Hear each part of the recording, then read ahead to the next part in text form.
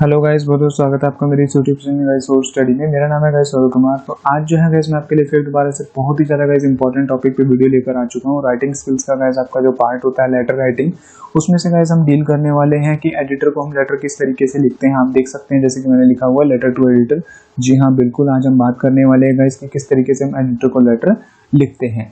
ठीक है, तो गाइस चाहे आप 10th क्लास में हो, चाहे आप 11th में हो, चाहे आप 12th में हो, सभी क्लास के बच्चों के लिए गाइस ये वीडियो मोस्ट इंपॉर्टेंट होने वाली है, क्योंकि आपके गाइस एग्जाम में बहुत बार ये क्वेश्चन आता ही आता है। तो गाइस यहाँ पर जो हम सबसे पहले फॉर्मेट देखेंगे कि हम किस तरीके से लेटर के एडिटर को जब हम लेटर लिखते हैं तो उसका क्या फॉर्मेट होना चाहिए। साथ ही साथ मैं गाइस यहाँ पे कुछ सजेशन भी दूंगा, कुछ इन्फॉर्मेशन दूंगा अच्छी जगह पे। जैसे कि गाइस बहुत सारे स्टूडेंट को डेट को लेकर गाइस थोड़ी सी दिक्कतें होती हैं कि डेट हम इस तरीके से लिखें या ना लिखें।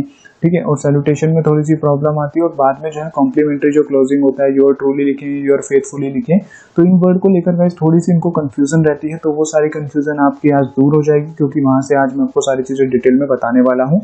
साथ ही साथ गाइस हम बात करेंगे वर्ड लिमिट के बारे में कि हमें कितने से कितने वर्ड के अंदर जो है एडिटर को लेटर लिखना चाहिए ताकि हमें पूरे मार्क्स मिल जाएं। ये भी एक इंपॉर्टेंट चीज़ है, इसको भी हम समझेंगे। और गाइस यहाँ पे मैं कुछ आपको एग्जांपल भी दूंगा, मीन्स यहाँ पे मैं आपको कुछ क्वेश्चन भी दूंगा, और उसकी प्रैक्टिस से जो है गाइस आप अच्छे से एक लेटर के एडिटर टू लेटर पे जो है अच्छे से कमांड बना पाएंगे। तो प्लीज़ आप इस वीडियो को अंत तक देखिएगा, क्योंकि मैं यहाँ पे गाइस बहुत ही ज़्यादा इंटरेस्टिंग वे से आपको इस लेटर को सिखाने वाला हूँ। आई बिलीव इस तरीके से शायद ही आपको किसी ने आज तक सिखाया होगा। तो अभी तक गाइज आपने मेरे चैनल को सब्सक्राइब नहीं करा है सोर्स स्टडी को, तो प्लीज़ आप सब्सक्राइब कर लीजिएगा, ताकि आपको इस चैनल पे जो है इस तरीके की इंटरेस्टिंग वीडियो मिलती रहे।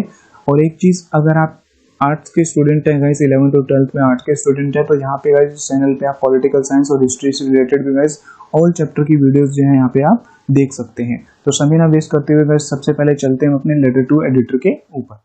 तो गाइस जैसे कि यहाँ पे आप देख सकते हो, सबसे पहले गाइस हम फॉर्मेट को नहीं देखेंगे यहाँ पे। सबसे पहले गाइस मैं यहाँ पे आपको बताऊंगा कि हमें लेटर टू एडिटर क्यों लिखना पड़ता है। कभी आपने ये सोचा कि एडिटर को लेटर लिखने की आवश्यकता ही हमें क्यों पड़ती है? Why do we need to write a letter to the editor? ये कभी आपने सोचा नहीं सोचा ना? तो उसी चीज़ का आज मैं गाइस आपको जवाब देने वाला हूँ, क्योंकि अगर आप ये जान लोगे ना कि हम संपादक को एडिटर को लेटर क्यों लिखते हैं, तो कहीं ना कहीं गाइस यहाँ से आप अच्छी पकड़ इस पे बना पाओगे। तो सबसे पहले हम वो देखेंगे, तो वो देख लेते हैं। तो गाइस जैसे कि मैंने लिखा हुआ है यहाँ पे एक अथॉरिटी और एक जर्नल अवेयरेंस। अब ये क्या है, दोनों का मतलब आप सबसे पहले समझिए। पहले आप ये समझिए कि लेटर को हम एडिटर को लेटर क्यों लिखते हैं। तो गाइस हमें एडिटर को यानी संपादक को लेटर लिखने की जरूरत तब पड़ती है जब हम एक व्यक्ति नहीं, दो व्यक्ति नहीं, हमारी सोसाइटी के, हमारे एरिया की बहुत सारे लोग किसी प्रॉब्लम से गाइस सफ़र होते हैं, उस प्रॉब्लम को फेस कर रहे होते हैं। जैसे मान के चलो इलेक्ट्रिसिटी की प्रॉब्लम है, पुअर वाटर फैसिलिटी की प्रॉब्लम है, जिससे एक व्यक्ति नहीं गाइस, आपको पता है आपकी लोकेलिटी के बहुत सारे प्रॉब्लम उस चीज़ को फेस कर रहे होंगे। ठीक है, साथ ही साथ गार्बेज मेंटेनेंस की प्रॉब्लम आती है। एमसीडी वाले टाइम टू टाइम नालियाँ साफ करने नहीं आते हैं। ठीक है, टाइम टू टाइम जो है वो अपनी गलियों की सफाई नहीं करते हैं। तो ऐसे में आप क्या होता है, एक व्यक्ति नहीं उससे परेशान होता, बल्कि बहुत सारे लोग परेशान होते हैं। और जब आप ऑलरेडी उस अधिकारियों से, उस प्रॉब्लम से संबंधित जो भी अथॉरिटी होती हैं, जो भी अधिकारी होते हैं, जैसे रोड साफ करने का काम किसका, नाली साफ करने का एमसीडी वालों का, राइट। जब आप ऑलरेडी उन अधिकारियों को उस प्रॉब्लम के रिगार्डिंग आप ऑलरेडी उसको अवगत करा चुके होते हैं, ऑलरेडी आप उनको कंप्लेंट कर चुके होते हैं, जब वो उस कंप्लेंट पर कोई भी ध्यान नहीं देते, जी बिल्कुल, जब आप ऑलरेडी उनको कंप्लेंट कर चुके होते हैं और उस पर कोई ध्यान नहीं देते, तब गाइस हम एडिटर को लेटर लिखते हैं। हम लेटर इसलिए लिखते हैं कि हम उस लेटर को अखबार में, उस समस्या को अखबार में छपवा कर जो है जिन अधिकारी को हमने उसके रिगार्डिंग जो कंप्लेंट की थी, वो दोबारा से उस पर ध्यान देकर जो है जल्द से जल्द उस समस्या को रिजोल्व करने का प्रयास कर सके। तो पहली चीज तो समझ में आ गई। दूसरा गाइस, हमें एडिटर को लेटर लिखने की जरूरत तब पड़ती है जैसे जर्नल अवेयरेंस वाले कुछ टॉपिक्स होते हैं, कुछ विषय होते हैं, जिनसे हमें गाइस क्या होता है, अपनी सोसाइटी के लोगों को, एरिया के लोगों को, लोकेलिटी के लोगों को क्या करना होता है गाइस, उससे अवेयर कराना होता है। अब बोलोगे ऐसा तो आज तक यार हमें किसी ने बताया नहीं, हमें तो डायरेक्टली सबने फॉर्मेट बताया और किस तरीके से शुरुआत करनी है थ्रू द कॉलम्स और किस तरीके से एंडिंग करनी है बता दिया, एडिटर को लेटर लिख लिया, सिखा दिया हमें। लेकिन ये चीजें तो हमें किसी ने नहीं बताई। ये चीजें भाई आपको सोर्स स्टडी पे ही मिलेगी, क्योंकि सोर्स स्टडी का मेन मतलब ही गाइस क्या है, आपको एग्जैक्ट नॉलेज देना है, आपको इन्फॉर्मेशन देना है। ठीक है, आपको बुक रटवाना नहीं है। तो गाइस सेकंड टाइम हम एडिटर को कब लेटर लिखते हैं, जब हमें अपनी सोसाइटी के लोगों को, अपने लोकेलिटी के लोगों को किसी प्रॉब्लम से अवेयर कराना होता है। जैसे मान के चलो किडनैपिंग की प्रॉब्लम बहुत ज़्यादा बढ़ रही है, महिलाओं के साथ छेड़छाड़ की प्रॉब्लम बहुत ज़्यादा आपकी सोसाइटी में बढ़ रही है, उस पर कोई भी एक्शन नहीं ले रहा है। ठीक है, अब आप चाहते हो कि ये जो प्रॉब्लम बढ़ रही है, इस प्रॉब्लम से और हमारी सोसाइटी की महिलाएं प्रभावित ना हो, उनको और प्रॉब्लम ना फेस करना पड़े।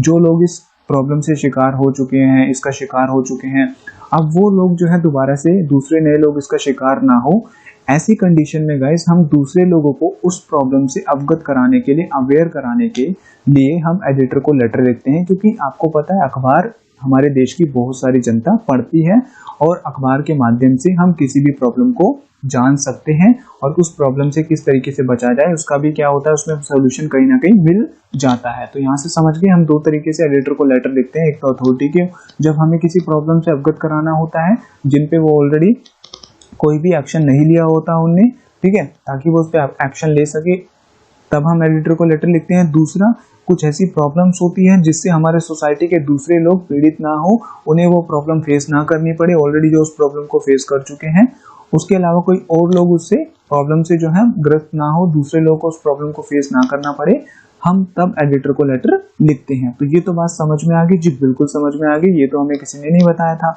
अब बात करेंगे गाइस हम अपने फॉर्मेट के बारे में कि फॉर्मेट किस तरीके से हमें लेटर की शुरुआत करनी चाहिए, कहाँ कहाँ पे हमें ध्यान रखना चाहिए। तो वो आप जहाँ पे मैं इंपॉर्टेंट बताऊंगा वो आप देख लेना। तो यहाँ से गाइस आप फॉर्मेट देख सकते हो। सबसे पहले जो होता है गाइस हमें सेंटर का एड्रेस लिखना पड़ता है। अभी सेंटर का एड्रेस क्या होता है, अरे भाई अगर आप जहाँ पे रहते हो, अगर आप एडिटर को लेटर भेज रहे हो ना, तो आपका जो पता है, जो एड्रेस है, उसे हम क्या बोलते हैं, सेंटर का एड्रेस, यानी कि भेजने वाले का पता। तो वो गाइस आपको कुछ इस तरीके से लिखना होता है, A2 पश्चिम बिहार न्यू दिल्ली 1141, ठीक है। जैसे जो भी आपका एड्रेस होगा, B59 Shri Ram colony new Delhi 1141, इस तरीके से लिखेंगे। और उसको जो है इसी तरीके से बहुत शॉर्ट में लिखना होता है, ज़्यादा से ज़्यादा 2 या 3 लाइन का ही यूज़ करें, इससे ज़्यादा आप सेंटर के एड्रेस में यूज़ आपको लाइनों का नहीं करना है, ठीक है। इस चीज़ का आपको ध्यान रखना है। फिर एक लाइन आपको छोड़ देनी है, जैसे मैंने यहाँ पे स्पेस दे रखा है, उसके जस्ट बाद गाइस आपको लिखना होता है डेट। जी बिल्कुल आपको डेट लिखनी होती है, एक लाइन छोड़ के, और डेट गाइस आपको इस तरीके से लिखनी होती है। और दूसरा डेट लिखने का एक तरीका होता है, वो होता है ये, जहाँ पे आप मंथ को पहले लिख सकते हैं, जनवरी 21 इस तरीके से, फिर कोमा डाल के 2021, इस तरीके से भी आप डेट को लिख सकते हैं। तो दो तरीके से आप लेटर टू एडिटर के फॉर्मेट में डेट को लिख सकते हैं, मैंने आपको बता दिया। अब बहुत सारे दोस्तों को हमारे ये कंफ्यूजन रहती है कि डेट तो हम इस तरीके से भी लिखते हैं अपनी कॉपियों के अंदर, ठीक है, इस तरीके से, तो क्या हम इस तरीके से भी डेट लिख सकते हैं? नहीं लिख सकते जी, ये बिल्कुल गलत फॉर्मेट है। दूसरा, बहुत सारे बोलेंगे बच्चे, दोस्त बोलेंगे कि इस तरीके से भी हम डेट को लिखते हैं, तो क्या इस तरीके से भी हम लिख सकते हैं? तो नहीं लिखेंगे जी, ये भी बिल्कुल गलत फॉर्मेट है।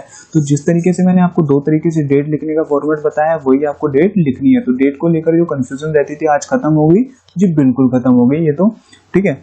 डेट के बाद जस्ट एक लाइन छोड़ के गाइस हम बात करते हैं अपना रिसीवर के एड्रेस की।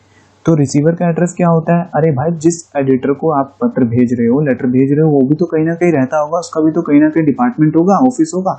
तो उसका जो डिपार्टमेंट का ऑफिस एड्रेस होता है, उसी को हम क्या बोलते हैं? रिसीवर का एड्रेस बोलते हैं। अब रिसीवर का एड्रेस लिखने से पहले ना एक चीज दिमाग में बिठा लो, यहाँ पे सबसे पहले हमें पोस्ट लिखनी पड़ती है जी, बिल्कुल, हमें उसकी डेजिग्नेशन लिखनी पड़ती है। अब ये डेजिग्नेशन क्या होती है? अरे भाई, वो किस पद पे है जिसको हम लेटर भेज रहे हैं, उसकी पोस्ट को हमें मेंशन करना होता है। जैसे हम एडिटर को भेज रहे हैं तो सबसे पहले द एडिटर हम लिखेंगे, ठीक है। सबसे पहले रिसीवर के एड्रेस में हम क्या लिखेंगे? द एडिटर लिखेंगे, ये तो लिखना ही लिखना है, ठीक है। उसके बाद आपको लिखना होता है न्यूज़पेपर का नाम, जैसे आप द हिंदुस्तान टाइम, नव भारत टाइम, जागरण जोशी, इस तरीके से आप लिख सकते हैं।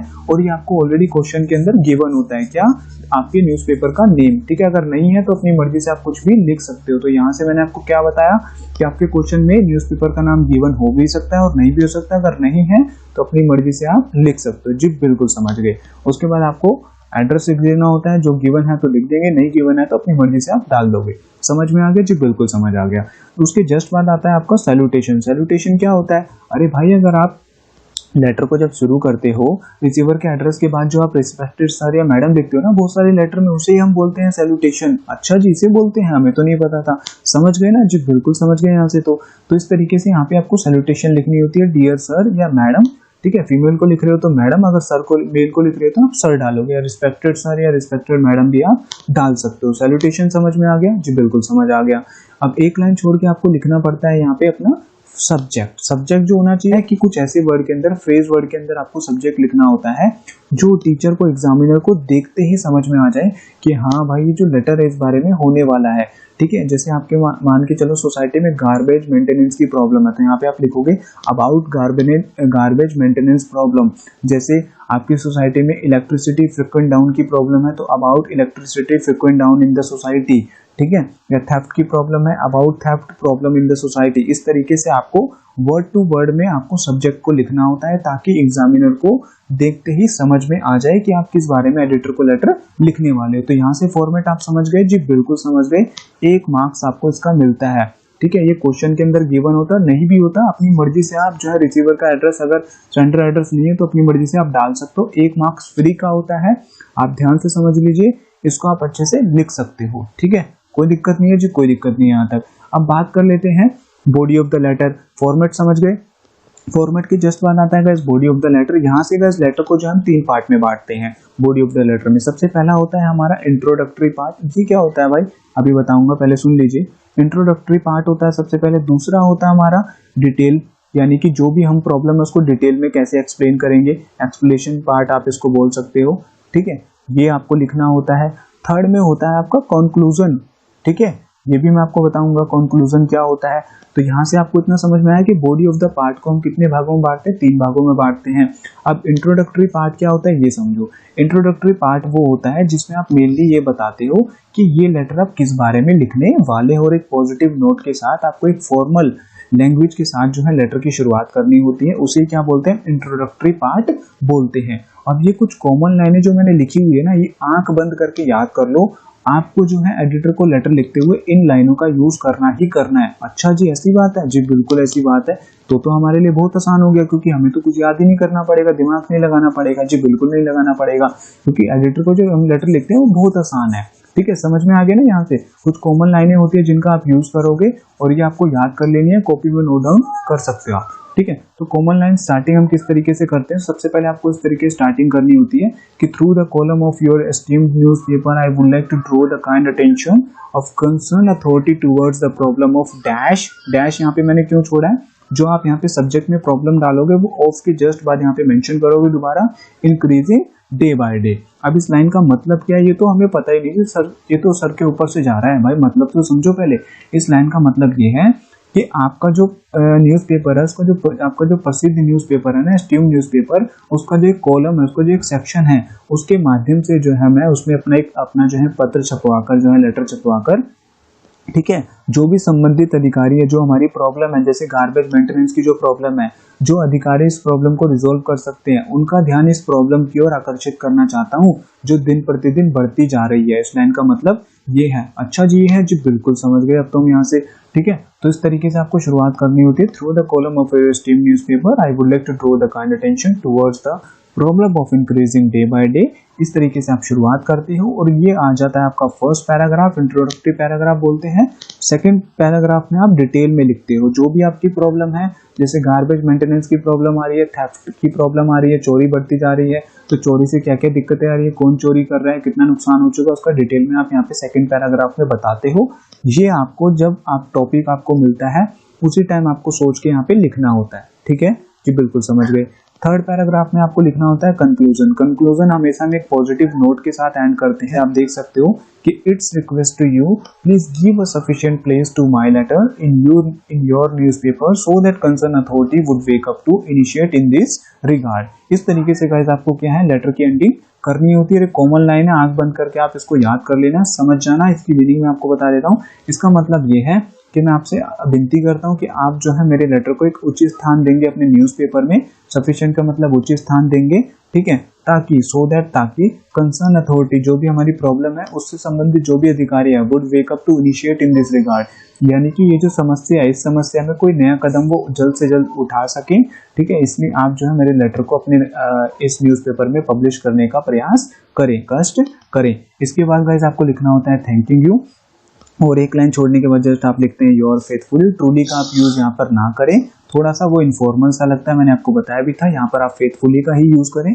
उसके जस्ट बाद यहाँ पे आप चाहो तो नाम से पहले अपना सिग्नेचर कर सकते हो, पोस्ट अपनी डेजिग्नेशन डालना चाहते हो तो वो भी डाल सकते हो, और उसके जस्ट बाद आप डाल सकते हो अपना नाम, ठीक है। अगर आपको सिग्नेचर नहीं डालना, आपको अपनी पोस्ट नहीं डालनी, जैसे सोसाइटी के आप हेड हो तो मत डालिए, कोई प्रॉब्लम वाली बात नहीं है, जस्ट आप अपना नाम डाल दीजिएगा। समझ गए यहाँ से जी, बिल्कुल समझ गए यहाँ से, तो कोई भी प्रॉब्लम नहीं है।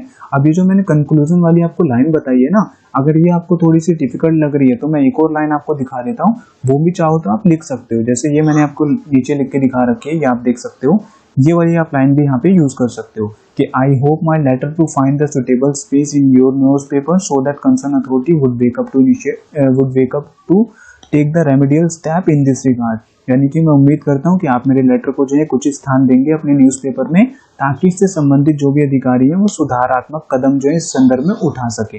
रेमेडियल स्टेप का मतलब होता है सुधारात्मक कदम। समझ गए जी? बिल्कुल समझ गए। एक बार थोड़ा सा मैं आपको यहाँ पे शॉर्ट में करके दिखा देता हूँ किस तरीके से हम लिखते हैं। तो कुछ इस तरीके से गाइस हम एडिटर को लेटर लिखते हैं। आप इस तरीके से फॉर्मेट देख सकते हो। सेंडर का एड्रेस, डेट, रिसीवर का एड्रेस, सैल्यूटेशन, सब्जेक्ट, फिर आपको एक कॉमन लाइनें यूज करनी है इंट्रोडक्टरी पार्ट में, और कंक्लूजन में ये वाली लाइनें यूज करनी है। चाहो तो थर्ड कंक्लूजन में ये वाली लाइन भी आप यूज कर सकते हो। तो समझ गए हम लेटर को एडिटर कब लिखते हैं, क्यों जरूरत पड़ती है। दूसरा, हम इसके लिए कौन कौन सी कॉमन लाइनों का यूज करते हैं। तो जहां पे गाइस दोस्तों को प्रॉब्लम होती थी वो मैंने आपको बता दी है। जैसे डेट को लेकर प्रॉब्लम होती थी, यहाँ से कंफ्यूजन दूर आज के बाद। दूसरा, आपका कॉम्प्लीमेंट्री क्लोजिंग में कंफ्यूजन रहती थी, ट्रूली लिखें, फेथफुली लिखें या क्या लिखें, तो ये भी कंफ्यूजन आपकी दूर हो चुकी है। अब मैं यहाँ पे आपको एक क्वेश्चन दे रहा हूँ जिसकी एक बार आप प्रैक्टिस कीजिएगा। आई बिलीव आप उस पर प्रैक्टिस करके जो है अच्छे से इस लेटर पे अच्छी कमांड बना पाएंगे और कोई भी जो यहाँ पे आपको अब आज के बाद डाउट नहीं रहेगा। तो एक बार अपना क्वेश्चन देख लीजिए। तो ये है गाइस आपका क्वेश्चन जिसमें आपको प्रैक्टिस करनी है। जैसे यू आर श्वेता और मयंक, ठीक है, आपको ने श्वेता और मयंक है, ऑफ बी 58 मयूर विहार, ये आपका एड्रेस है। मैंने आपको बताया क्वेश्चन में गिवन भी हो सकता है, नहीं भी हो सकता, ठीक है। जैसे अगर नहीं होता तो आप अपनी मर्जी से कोई भी डाल सकते थे। In your society resident are facing the garbage maintenance problem. Topic क्या मिल गया आपको, सब्जेक्ट क्या मिल गया, गार्बेज मेंटेनेंस प्रॉब्लम। ये डिट्टो आपको वहां पे चेप देना है, ठीक है, कहाँ पे, सब्जेक्ट के अंदर। Write a letter in 120 to 150 words to the editor of Navbharat Times about the issue, ठीक है। जैसे मैंने आपको बताया था ना, न्यूज़पेपर का जो आपको नाम होगा क्वेश्चन में गिवन भी हो सकता है, नहीं होगा तो अपनी मर्जी से लिख सकते हो। रिसीवर का एड्रेस अगर गिवन है तो लिखोगे, नहीं है तो अपनी मर्जी से डाल सकते हो, ठीक है। अब बात कर लेते हैं वर्ड लिमिट की, कि एडिटर को लेटर को हम जब लिखते हैं लेटर टू एडिटर तो हमें कितने से कितने वर्ड में लिखना चाहिए ताकि हमें पूरे मार्क्स मिल जाए। तो 120 से लेकर गाइस 150 वर्ड के अंदर हमें ये लेटर लिखना होता है जी, बिल्कुल। और अगर इस तरीके से हम गाइस इस चीज़ों को फॉलो करते हैं तो हमें पूरे मार्क्स मिलने से कोई भी रोक नहीं सकता। तो आई बिलीव यहाँ से आपको पढ़ के गाइस लेटर टू एडिटर समझ के बहुत ज़्यादा मजा आया होगा। चैनल पे नए हो तो सब्सक्राइब कर लीजिएगा। वीडियो कैसी लगे तो कमेंट करके बता दीजिएगा। ज़्यादा दोस्तों को शेयर कीजिएगा। मिलेंगे गाइस इस तरीके की इंटरेस्टिंग वीडियो में। तब तक के लिए guys thank you for watching.